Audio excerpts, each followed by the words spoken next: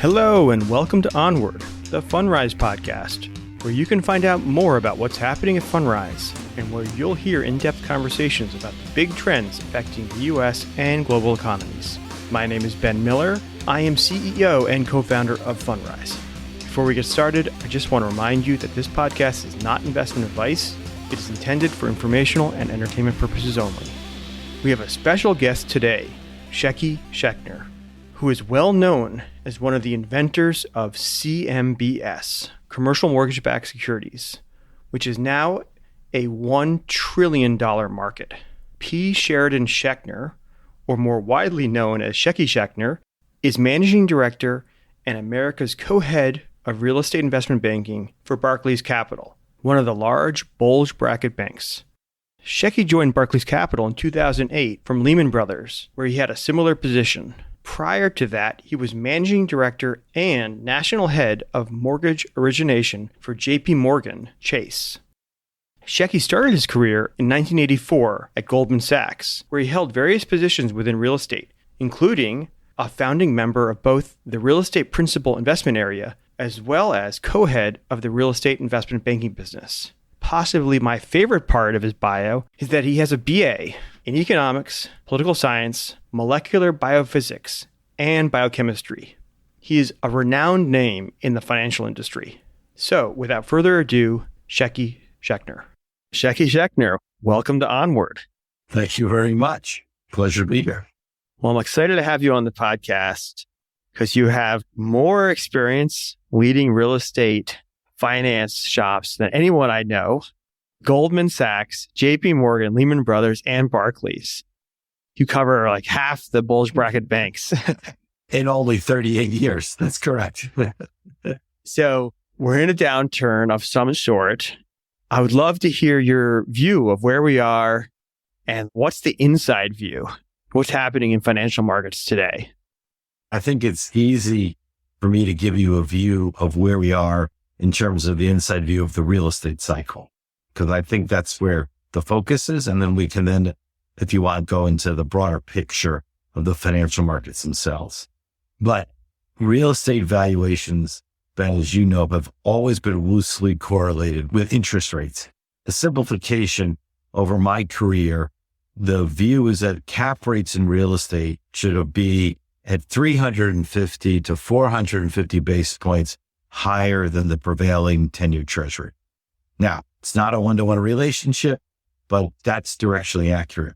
So if you use that metric, having real estate interest rates rise as much as they have, which is 150 basis points, and if you assume the NOIs haven't changed, then values should have dropped commensurately.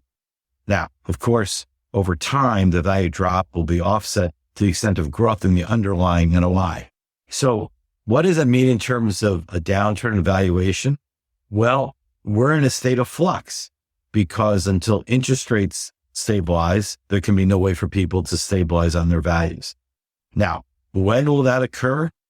The conventional wisdom from people on the street is that it's going to happen in the middle of the year. Why is that?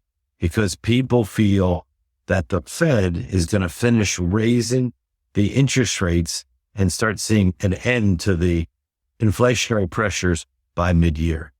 And that when the Fed takes the rates up to 4.5%, 5% and hang there, that's when we're going to feel that stabilization will occur because interest rate rises by the Fed will have finished. So conventional wisdom is the middle of the year. Now, what does that mean for real estate? Given the time lag that it takes for a Fed hike to reverberate through the system, that means people should not be expecting stability in real estate valuations until far into the second half of 2023. It just takes that long.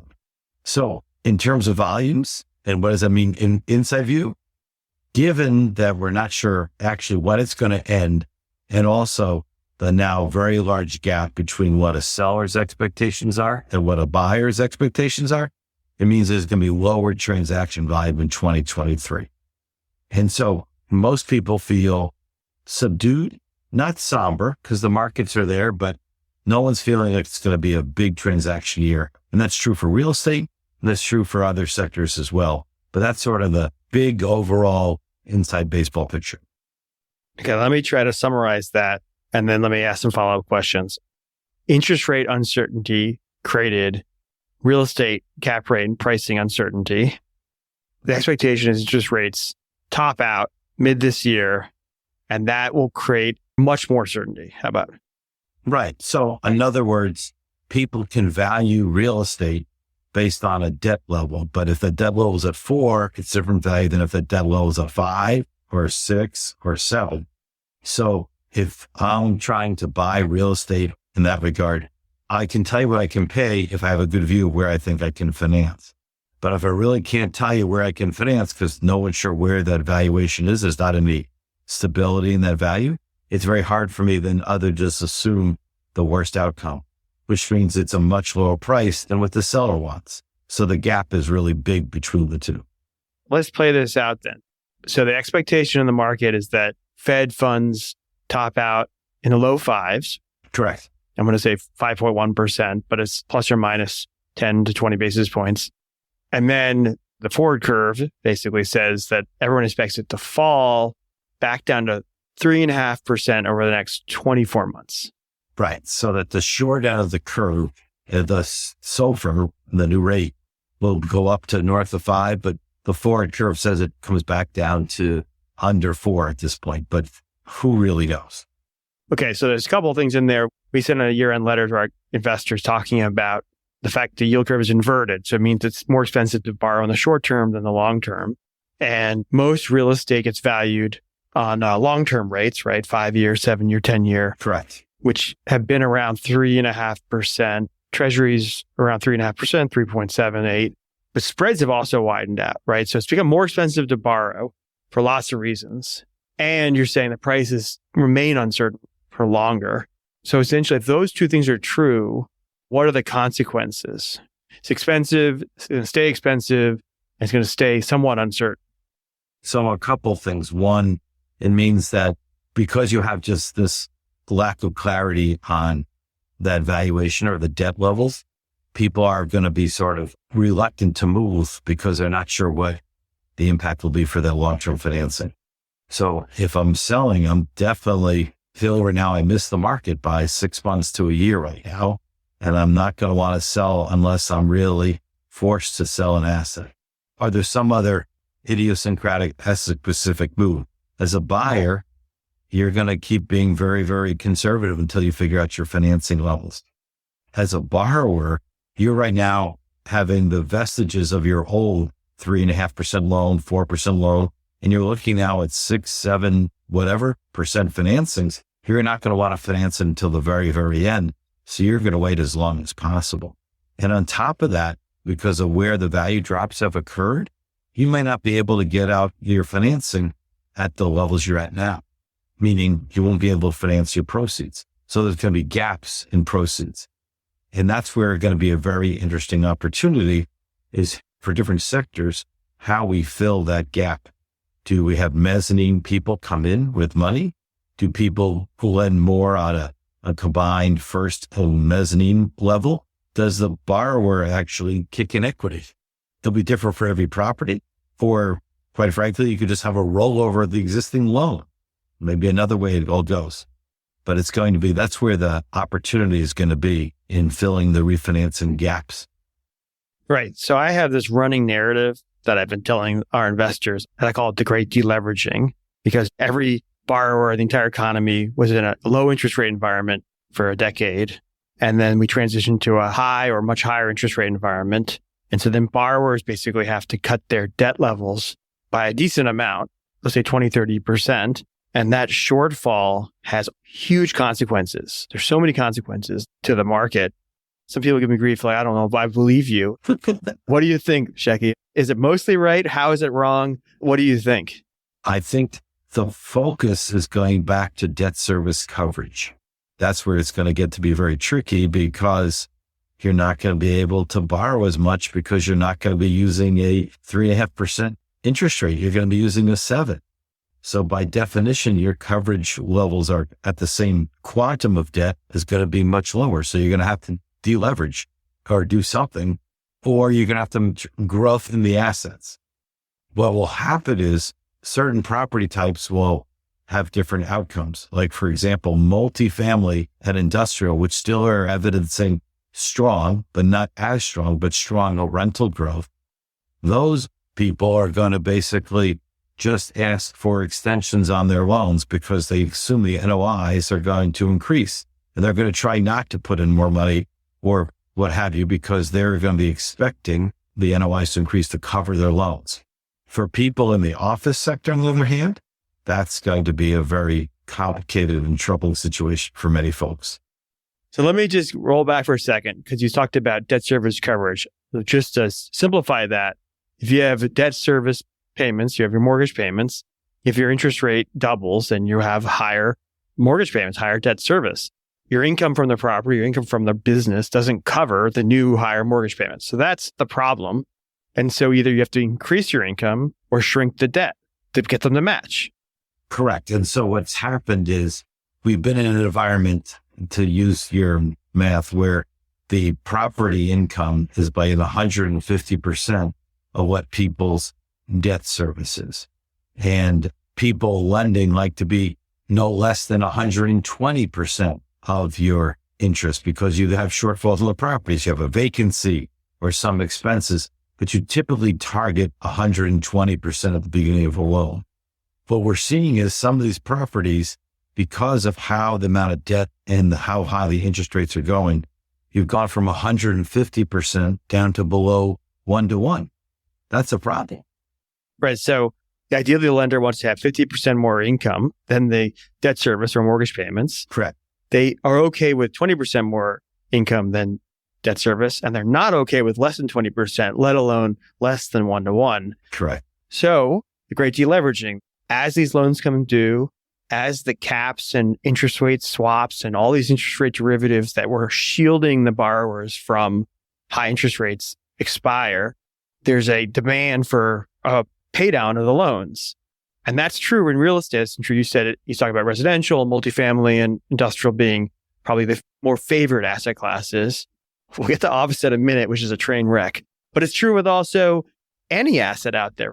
Small business lending, consumer lending, CLOs, just name it. It's widespread. Correct. So the great deleveraging, the only offset is an increase in the underlying cash flows. We should come back to that because I believe we're going into a recession. Yeah, we should talk about the recessions. Typically, cash flows don't increase during a recession.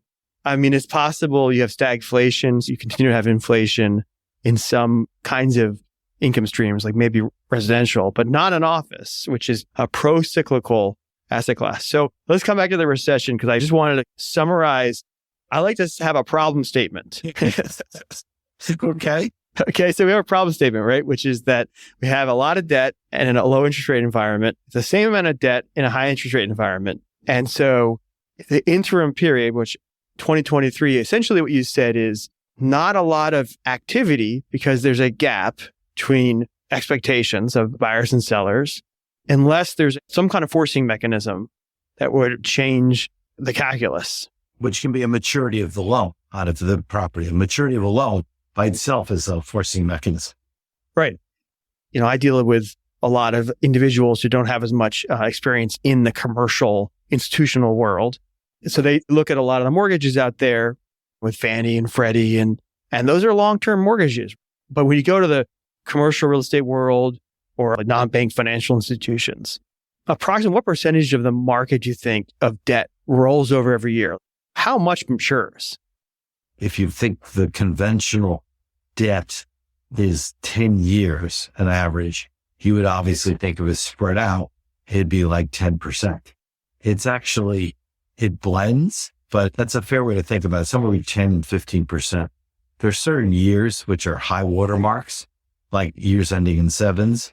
The years ending in 3 are probably the middle of the decade cycle in terms of rollovers, in terms of what you have.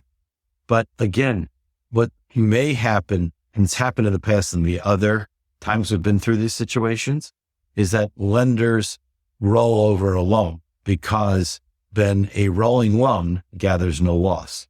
I like that idiom, but I also like extend and pretend. Extend and pretend, yes, but from the lender's perspective, every time in the past they've rolled over the loan and held on, and assuming the borrower wants to keep maintaining the property and working the property, and as good asset managers, it's been better than foreclosing on the person. It's usually a better course of action. Right. So kicking the can has been rewarded for basically going back since early 1990s. The lesson in the 1990s was foreclosure was a disaster. And you're seeing it now, people coming in who are already proactively saying, my office loan is rolling over. And people are already saying, let's work on this now so we don't give us back the keys. It's like, we don't want it. We want you to keep working the office loans. Yeah, the bank doesn't want to own it. And so is the determination of whether or not the lender gets to roll that loan, kick the can, extend it, determined by the regulator? Where does the buck stop? The regulators have a big piece of this, but they don't get into individual loans, but they look at overall large exposures. Like when COVID first hit, they looked very carefully at everybody's hotel exposures and what were we doing and how's it all working, because they were nervous about all that. But that's more a secondary impact. It's really, obviously, as a banks don't want to take losses on their portfolios. So people view as moving from making more money in a loan spreads versus safety of loans.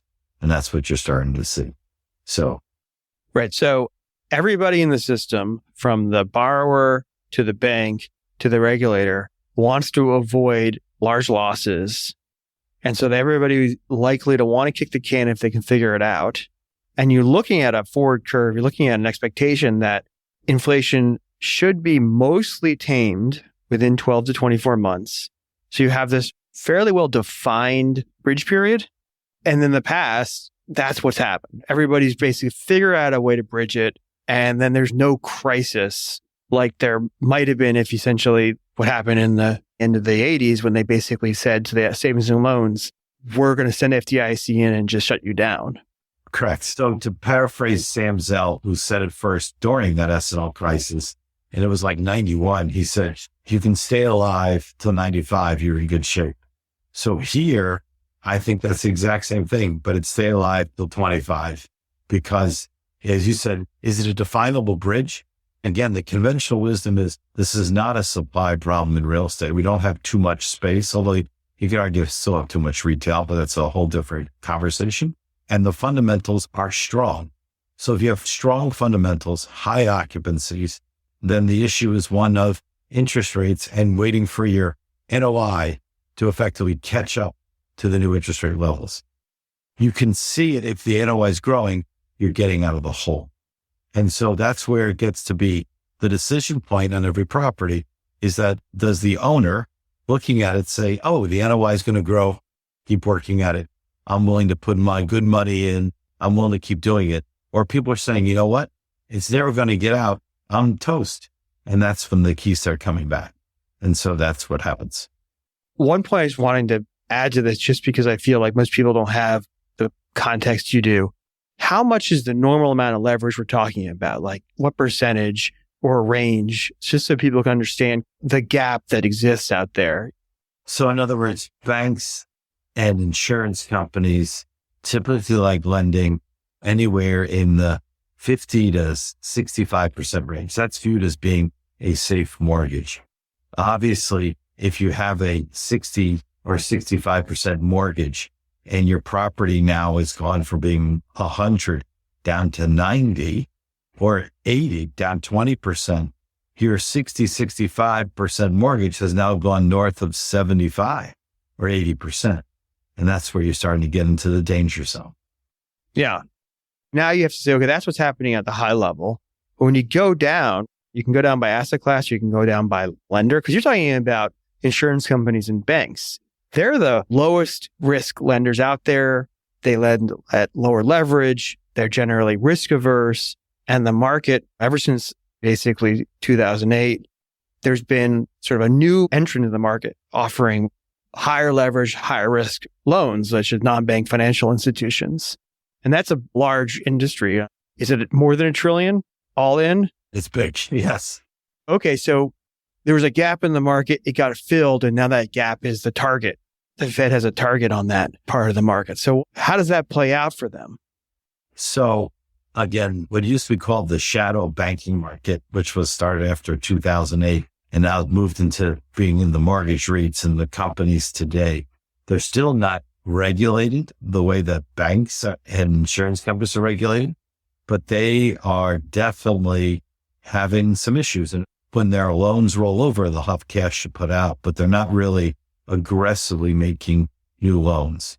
And there's a wide spectrum of them that have different exposures to very dangerous asset classes these days, like office. For those who have big exposures to office, they're kind of queasy. And those who have low exposures, low, like 10%, they're feeling better, but still, that's not a great sector to be in. So here's where my narrative about the great deleveraging sort of comes together. You have this shortfall as we changed. We went from moon gravity to Jupiter gravity. Right. And then most of the lenders in the market, whether you're a bank or you're a non-bank financial institution, is also a borrower. Your loan is an asset on their books, which they borrowed against. And probably whoever lent to them also borrowed. So there's a chain of borrowers and lenders that stretches around the world. What are some of the second order consequences as you have this deleveraging throughout the chain? All you need is like one part of the chain to break. So how do you think about that? That was what was the big issue from the Great Recession of 2008, that the banks went into that with much, much higher leverages in their own balance sheets. Part of the reason why Lehman went under was it was probably 30-to-1 leverage, meaning 30 times debt to equity. Since that time, the regulators, and that's been all the stress tests you hear about and all that, that's why the banks now are in much, much better shape because they're much lower leverage. So what's going to happen is that there's been a firewall, to use your follow up in your analogy, been putting into place so that if the borrowers have problems, it's not going to turn into major problems for the banks because the regulators have been vigilant and in a good way in keeping the banks from overextending and overdoing their leverage on themselves. So it's there and the banks are going to be well capitalized. So I'm not too worried about this being a secondary effect of the whole thing collapsing like it did in 2008. The banking system is much more robust at this point in time. Right. I don't think there's systemic risk. Right. But when I try to play it out, you can tell me what I'm missing or what I got on point. You have a lot of dynamics or a lot of drivers that are shrinking liquidity in the market. The base money supply is literally going to shrink, according to the Fed by $1 trillion. They're going to do quantitative tightening, remove $1 trillion of assets from their balance sheet and eliminate those dollars. So that's M1. Then you have lenders who, when I go out and talk to banks, and I've talked to a lot of your peers, I haven't talked to you guys, but they don't have runoff. They don't have loans paying back. So they don't have new money to lend. So they don't have liquidity. The credit funds, they don't have liquidity generally either because they can't borrow on the A notes. The securitization market's basically shut down. So I think overall lending is likely to decline a lot in 2023, which decreases M2. So I just see a lot of liquidity leaving the market on a sustained basis, like over at least a year, approximately. Well, so you're basically using the analogy of the waves. You have the tide going out in terms of liquidity, that capital is leaving the beach. But the offsetting factor is transaction volume will be lower because the only people who are the preponderance of looking for new loans are going to be the ones who have maturities. And a lot of those folks are just going to say, I'm just going to extend and pretend, I'm going to roll over. So the amount of capital that's needed to get through this is offset by the lower opportunity set that needs to be financed. And on top of that, there is so much dry powder in the private equity world and in the high yield debt funds to fill the gap, although what form that takes is a whole nother discussion, that for those who are going to have gaps, there will be money available to just for the current borrower or the current owner. They may not like the prices. Yeah, we are also entering that space. And it's really a have or have not story. If you have liquidity, you're going to get great returns. If you don't, it's going to be painful. We were like the ants during the summer storing away for the winter, and the grasshoppers were out having a good time. So now it's winter, right? But when I go back to the higher level macro, though, I look around the world, see with all that liquidity being drained from the system, this never happened without something breaking.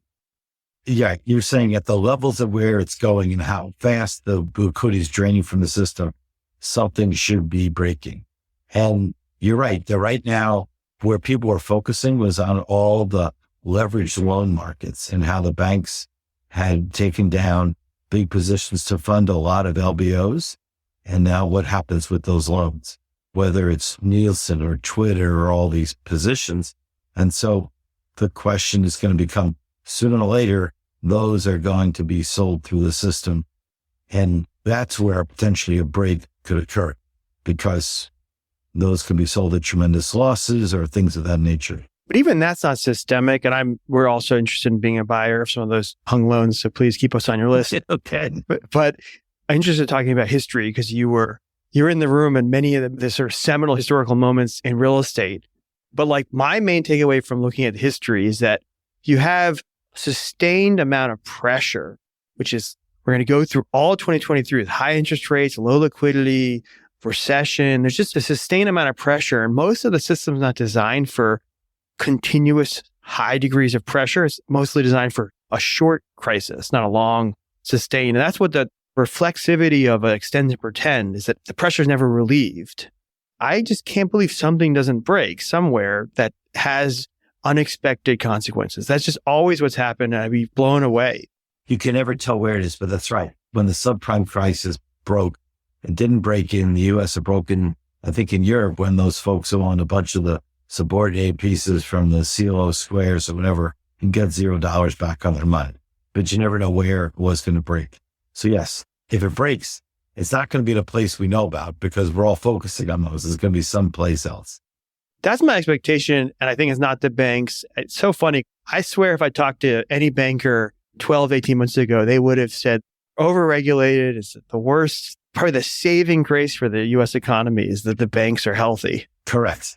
Let me come back to office. Let's go back in time here, because I feel like your understanding of these sectors will be clear to people as people understand your background. Sure. Okay, so you joined Goldman Sachs in 1984, the go-go years. I've read Liar's Poker, Predator's Ball, Barbarians of the Gate, so I'm sure that was totally accurate. My father was in it. I do have some firsthand stories from him that are not appropriate for anybody. So what was it like back then? I'd love to hear the stories from that period. First, I wasn't at Salmon where Michael Lewis was in Liar's Poker. I personally work on a trading floor, but the depictions that he had there, and I knew lots of people who were there and were in those books, the stories seemed to resonate well. So it wasn't like he was making it up. If there was exaggeration, it wasn't crazy exaggeration, or the bonfire, the vanities, those type of things very much seem on point. But from where we sat in the investment bank, it was definitely, to put a positive spin, it was definitely an atmosphere of optimism, of can do. There wasn't anything we couldn't do if we could figure out the right structure. So it was more a situation of there was no bad deals, only bad structures. And anything was possible in the capital markets, anything. And some really great things got done, and some things really blew up badly. But for an example, something that I worked on early on that was a great example was we did the initial public offering for Rockefeller Center. Now, this was before the modern REIT era. There weren't REITs back then. And the concept that we were going to take a single complex of really great real estate and take it public was so like, what are you talking about? And then when we got it done and got it upsized to 1.6 billion, back then that was real money. It was like, wow, this was an amazing accomplishment. So the personalities loomed large for sure, like they always do, but it was really a feeling of anything is possible if you just focus on it and you can figure out the structure. That's what it was. Is that because it was sort of like the heyday of financial innovation. Like, you just had transitioned from being a different kind of banking industry. So there was just so much that you could do. It's like you were pioneers. Right. Well, first, what had happened was in the 1970s, Lou Ranieri came up with the idea of securitizations for the residential loan market. So instead of banks owning individual mortgages on people's homes, this whole idea of the residential securitization starting, which was a mind-blowing construct. It never happened before. And that opened up the door because you started to say, I don't need to finance companies.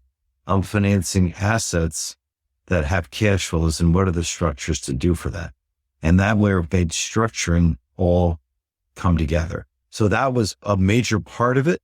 But it was also back then when the whole construct of a CLO started. Back then, you didn't have collateralized loan obligations. Those came into being in the late 80s. And people thought, wow, what a concept. Instead of needing a high yield mutual fund to buy junk bonds, I can set up these trusts that create securities that are numbered and not entities, and just buy bonds and do the cash flows. And so that all this was all new, and there was a lot of money to go into it. So it was very exciting. I think of you as basically famous in the real estate community, at least. I don't know, maybe not so much outside real estate, but in real estate, Schecky Schechner is well known for a lot of reasons. But one of them is, I think of you as one of the creators of the CMBS, which is commercial mortgage-backed securities. So what Lou Ranieri did for mortgage-backed securities, and there's some people who want to share this title with you so we can start a controversy here, but as the sort of creator of CMBS, how did that come together? Yeah, so first, it wasn't just me, but there were 3 or 4 of us for sure. Ethan Penner was at Nomura. There was Andy Stone at Credit Suisse, and Mike Mazzi at Lehman, and myself. We were like the 4 people who did a lot of this. And yes, there's others, and I'm sure I'm now going to irritate many people who aren't named, but appreciate the compliment. Yeah, so this came about because of something called the Resolution Trust Corporation, or the RTC, which is now defunct. It was a federal agency that was created to help resolve the S&Ls that went into default in the late 80s, 1989. And I think it was approximately 1/3 of all the savings and loans in the country went in default. And the RTC, this was the greatest operation of its kind since the Great Depression. And when you had to figure this out, to how do you sell a failed S&L, what came up was the people were doing it, and we did it at Goldman, and other people did other banks as well, is you split the institution apart, and you would sell the liabilities, which are called the deposits, to a bank who was functioning, who would want someone else's deposits. And then you would have the assets, which were the actual loans that the failed bank had, to another institution. And the gap was obviously the assets were not worth as much as the deposits. That's why you had the problem. So the real question was, how do you dispose of these assets? Now, many of the S&Ls had residential mortgages. So that's fine, because Lou Ranieri had come up with a securitization and you could figure out what to do with it. But a lot of banks had these small business loans. They were called commercial industrial loans. And they were small manufacturing, small operations, and sometimes they were secured. A lot of times they weren't, but they were secured. Secured by the property. Yeah, but so somebody wanted to borrow for his baking business, and he'd put up his plant, but you didn't think it was worth it. It was just part of the collateral package. So we're sitting there with this growing pile, and we're sitting around and we're working on a big one called Home Fed, which was from the biggest one in the country. It was from California. And we're going, the CLO market's there. Why don't we take the CLO vehicle, which was new and shiny, instead of junk bonds, let's apply it to these small loans. When we put some cash over collateralize it to do a loan to value, instead of selling today with securitizations 100% loan to value of the assets, or we said, let's do 30%. Let's do something small. So we called up the rating agencies and we started talking through it, and we got it done at super conservative levels, and the rest is history. I vividly remember saying, let's go think about this. And people said, okay, let's try it. And That's how it started. Let me try to recapitulate that because a lot of people don't have the sort of technical background you do. So the big idea was you can take a lot of assets, put them together, and then you can break it up into parts. You have the senior part and the middle part, the AAAs, the A's, and that's securitization. And by having many things in a pool, the parts are safer. It's more diversified. And essentially you could apply that thinking not just to home mortgages and to what Drexel did with company debt, but basically ultimately everything. That's exactly right. So Lou Ranieri's big brainstorm was individuals are not creditworthy in terms of AAA credit. They're all individuals. But if you put together a big enough pool of 1,000, 2,000, 10,000 loans, some portion of that stream of cash flow is super secure. It may not be high. It could be 60%, whatever. It's super secure. And that becomes the highest rated, lowest risk piece of the structure. You sell it to somebody. And then you sell the next piece to somebody else. So you would break up the streams of cash flow to different investors who have different appetites and different risk profiles. That was Lou Ranieri's big thing. And then the CLOs came along and said, hey, we don't need to do that just for home mortgages. I can do that for junk bonds. And so people took junk bonds, which were double B and lower rated bonds, and they created high rating securities out of that. Again, because you had a mix of credits and all that type of stuff. So when it came to this, we're sitting there going, I've got a pile of loans, but I got a lot of them. They're mixed credits. I have no idea who's really creditworthy or not, but let's just take that and throw that into the securitization blender and throw it out. And that was the idea. And we started at the beginning, the blender worked, but it was the amount that was AAA was a very small portion. 30% of the securities issued was AAA. Now today we're at 65, 70%, if not more, are AAA. So it's a very, very different mix. Yeah. Well, let me go do general, let me do specific. So Wall Street essentially innovated with an idea, and the idea that then applied with more and more specificity. Did that lower the cost of borrowing fundamentally nationwide, endemically over the last, from like 1980 to 2000?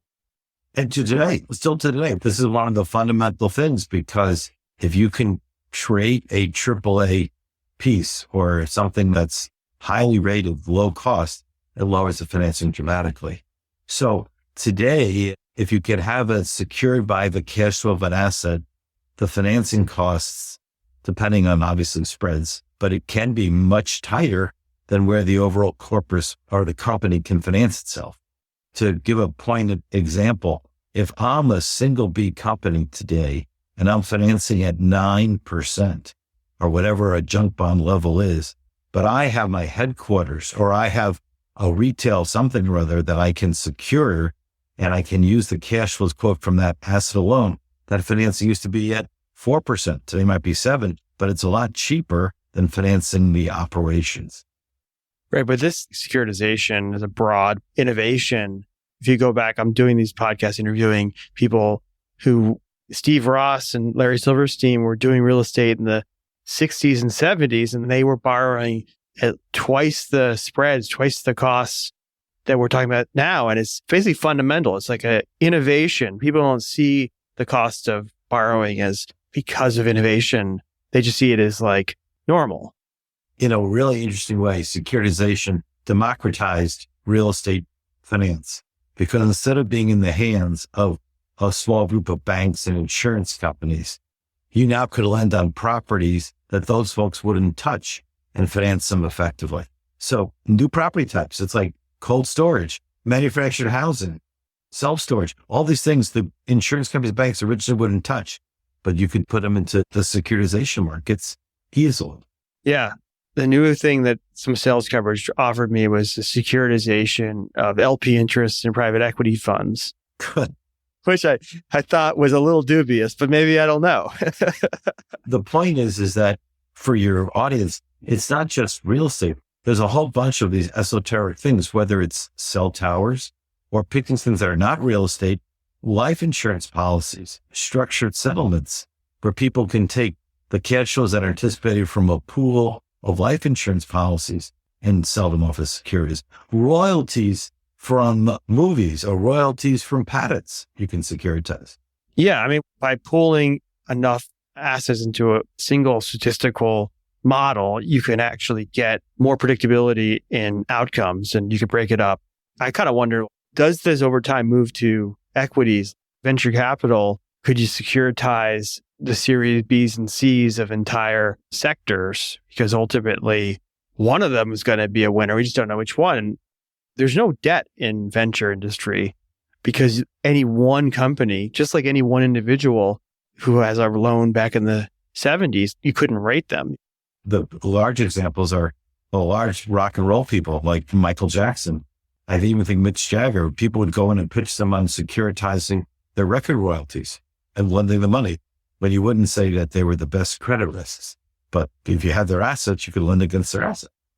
So if there's been a big innovation and borrowing costs has come down so much over the last 30 to 40 years, which it has, and partly that's been because of just a secular move in interest rates, why has the financial industry become the biggest part of U.S. GDP? I mean, it was 3% of GDP in 1960 or something, and now it's 8%. Like, wouldn't you think that with greater efficiency, it would become smaller or remain the same?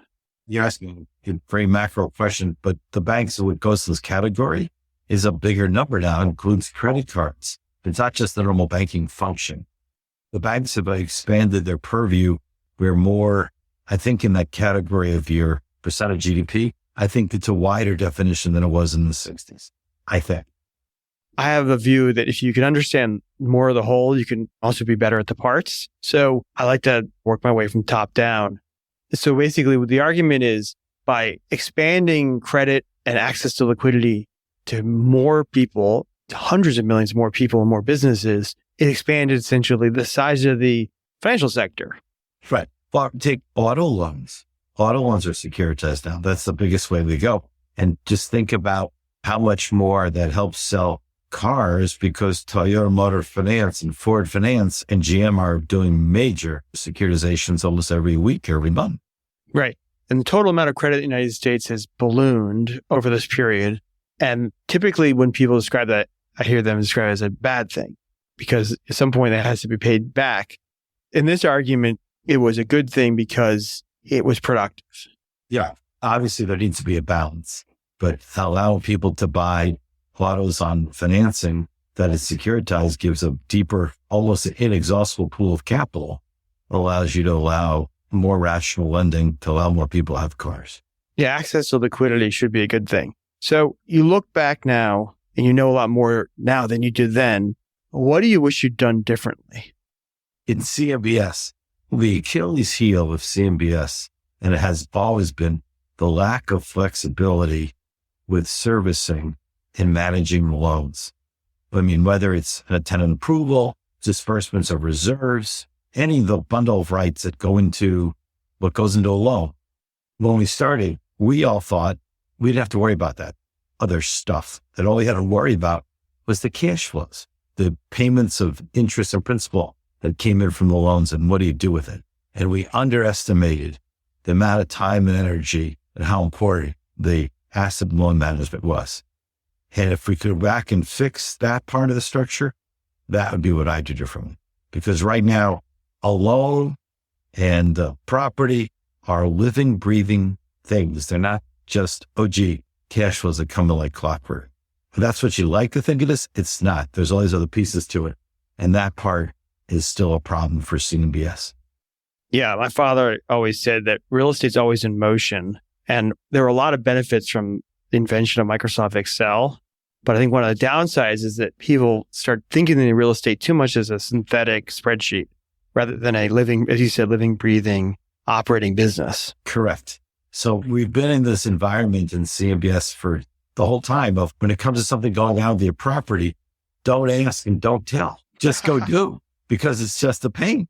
And people say we can build flexibility in the documents. We can only go so far, and it's done, but still, that's what I would do differently, because it's living and breathing. That I think I'd do differently. I'm obsessed with the period of 1988 to 1993. I believe that period was like the birth of the modern real estate financial industry. out of the ashes of the S&L crisis came as you, one of the fathers of $1 trillion sector, CMBS, public REITs, real estate private equity, and probably others. It's the big bang. It was the big bang. Yeah. So you look back at that and then you roll that into the big next crisis, 2008. What are the lessons or patterns you saw from that period that you sort of took with you into your next chapters in your career? Well, when you think through the enduring lessons from that are pretty clear. One, that this is something, it's all about people. Because as you said, real estate is a living, breathing situation. When you have a seller and a buyer, it's obviously one person's going forward and the other person's not. But the real way when you're thinking about financings, it's really not a lender. You're more a senior partner. You have a different part of the capital structure, but you should view yourself as a partner because it's not just cash flows. And that, I think, is an important lesson that comes out of everything. The second point of having seen these cycles is, I think that that's the biggest thing, is that there are cycles. In real estate, it's not complicated about what's going to happen, but what's complicated is when it's going to happen. It's like, for example, we had this conversation about 20 minutes ago about, interest rates and when they're going to stabilize and when they're going to come back. It's not a doubt that we're going to stabilize. It's a question of when. And that becomes an important part. So I think one of the big enduring lessons is that when someone comes up and says, oh, there's a change and there's no longer a cycle, you better think long and hard about that because there are always cycles. Our investor base is mostly on the younger side of the demographics. In our recent year-end letter, we had this image of the cycle. This is my third cycle. Well, depending if you want to count 2020 as whatever that was. And it's just uncanny how much the pattern repeats. We are at the top of the cycle, 2021. And right now we're transitioning to the bottom and we're still in transition period. And what you do at each part of the cycle is like, there's a playbook. Correct. It's remarkable to me that that playbook isn't in everybody's pocket. Everybody has to relearn it firsthand rather than just be like, at this part of the cycle, you want to be in high quality credit. Exactly. I find that to be really one of the most interesting parts. Take where we are with interest rates overall. And I think the reason why you have to learn it over again is because people change jobs and move out of the industry, so that someone who was around in 2008, there are not as many people in their same seats in 2022. So therefore, if you think the average life on Wall Street of a treasury trader is 5 or 7 years, we've had not one, but 2 generations who've never seen a treasury north of 3%. Think about that. Versus people say, hell, my first mortgage was 15% or treasuries were 6% or whatever it was. The people aren't there. So so the playbook is very clear for each part of the cycle. It's just the people who are around who are reading the playbook or been there are new each time. Yeah, I think it's why I'm obsessed with these historical learnings and why and one of the reasons I have this podcast is I get to have the conversations I want to have. So, okay, let me just get a little more granular. Here's some essence of some of the playbook in my view. So this is broader than just real estate, but top of the cycle, you want to get out of procyclical assets, that's like office, into things that are more countercyclical or value stable assets, like typically workforce residential as an example, but that can also be eggs and water and electricity. So they're staples, right? And you want to be in cash. And then we saw this shift. We're in the final phases of the transition, in my view. I don't know if that's 3 months or 6 months, but it's the final phases. We're much closer to the bottom than the top. And at that part of the cycle, it seems like most credit has bottomed. Treasuries bottomed in October. And I'm talking about high quality credit, not talking about junk. I think junk, you have to really get granular. The way things trade in the liquid credit markets, it's double, triple what it was last year. That's my takeaway at this point. And I think the real question then is just like, what's the duration? Because you want to be short duration at the top of the cycle and you want to be long duration at the bottom. I'm lengthening my duration as I go closer to the bottom, but the quality credit I think is clear. So that's where I feel like we are. And then it's a credit underwriting. What do you think of that? I think you're onto something. I definitely think the cycle when you're in recession, people, especially in credit, run for safety, but the investors still want to get paid for, quote, taking risk. And the premium that gets paid over true risk is higher when you're in a recession than when you're in the go-go era. So meaning, if you want to talk about that, well, you get excess spread when you're in a recession for putting money out and taking credit. Right. So spreads could widen in the next 6 months. Correct. So therefore, you being in higher grade credit right now at this part of the cycle is when the excess risk premium is at the highest. And so it's a good place to be at this point in the cycle. Let me just transition back to the history for a second. So you're at Goldman when you helped create CMBS. You go to JP Morgan and you can quote mortgage origination. Here at Lehman Brothers when they go bankrupt. And now you're at Barclays. Again, I don't think we have any systemic issues here right now. It's just more, we know what this cycle is. We're going to go through it. It's a question of the duration of how long we're going to be in it. And people are trying to see the other side. That's where it gets complicated because you think about soft landings. Go again, back to the very big picture. The number of times that we've engineered successfully a soft landing are very, very few. There might have been 11 times in my career where they've been able to try this and they may have only worked it 1 or 2 times. So it's very low probability that it works. Yeah, I'm a skeptic of a soft landing. I just feel like on the fundamentals, I'm a fundamental investor and I look at a return and I say, if I can get 8 or 9% at 50% of the capital stack of a good asset, then I say, well, I'm not a trader. I'm a hold to maturity investor. And so I like it objectively, whether or not we're at the bottom. But when I go back to your history and I think about, you've seen everything. You've been on every which side of every deal. What are the opportunities now? If you had $1 billion to invest, where would you be going? First, I'm going to stick with that being in real estate. Other parts of the world, if they do something in technology or whatever, I'm talking real estate. If you had $1 billion right now, it's filling this gap that's going to be caused by what you call the great deleveraging. People are going to need that money. And it's going to have to be done creatively because, again, with debt service coverage ratios coming back into the fold, you can't charge double-digit interest because the money isn't there. So you have to figure out ways to charge lower interest and take participations in the back end, different kinds of structures where you're basically going to be capturing some of the upside when it comes. And so that's where I think the major opportunity. And you want to be a real contrarian, you could have any pick of a lot of office. That's a very contrarian play.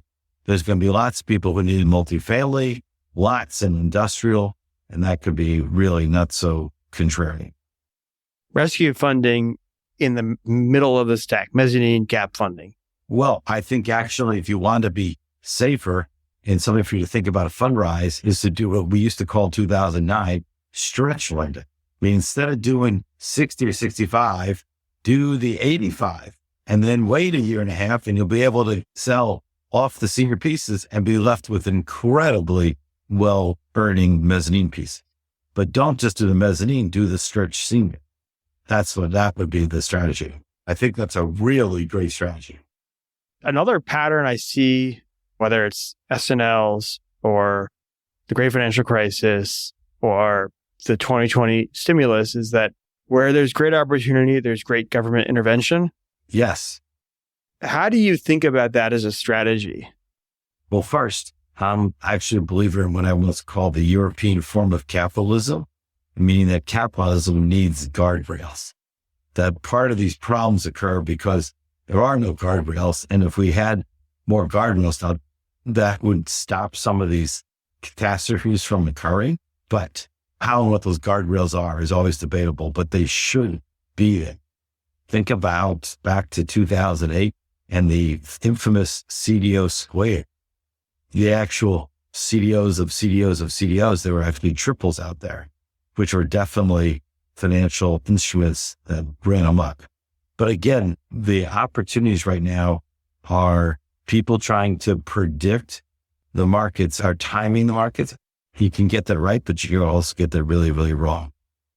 So if my concern is correct, that the sustained pressure of high rates, draining liquidity for 1 to 2 years, and that it turns out the non-bank financial sector and the private funds are the source of distress. Does that mean that we're looking at guardrails and government oversight in that part of the world in 5 years? Yes, if your thesis is that the mortgage REITs are going to go under, and there is some truth that mortgage REITs are like the Olympics. They come around once every 4 years and blow up. We could be in one of those situations.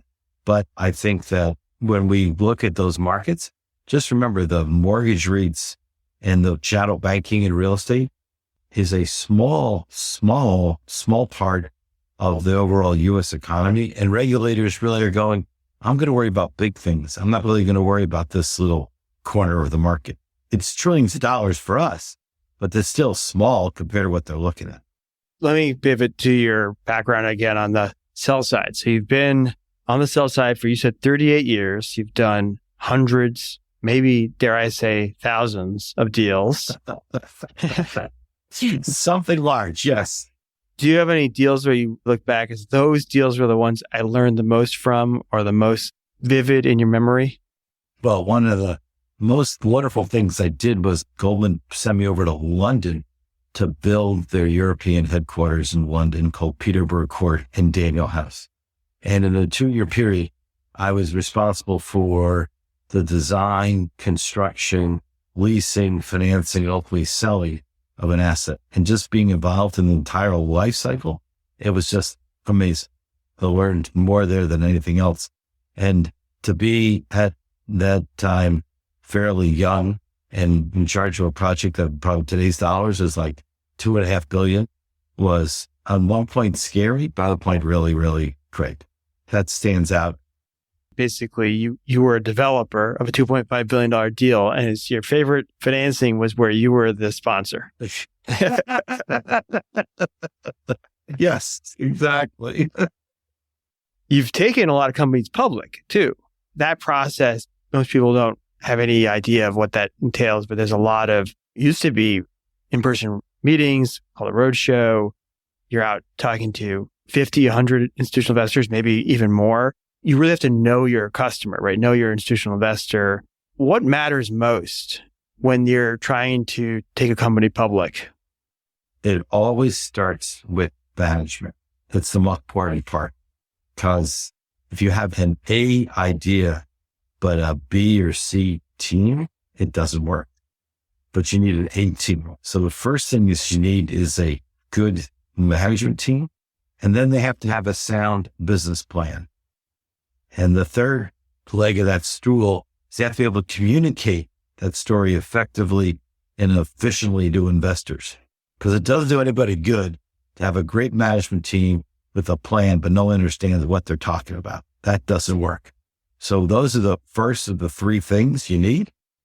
And then every company, every sector has metrics, and you need to match up well on the metrics with whatever the comparable companies are.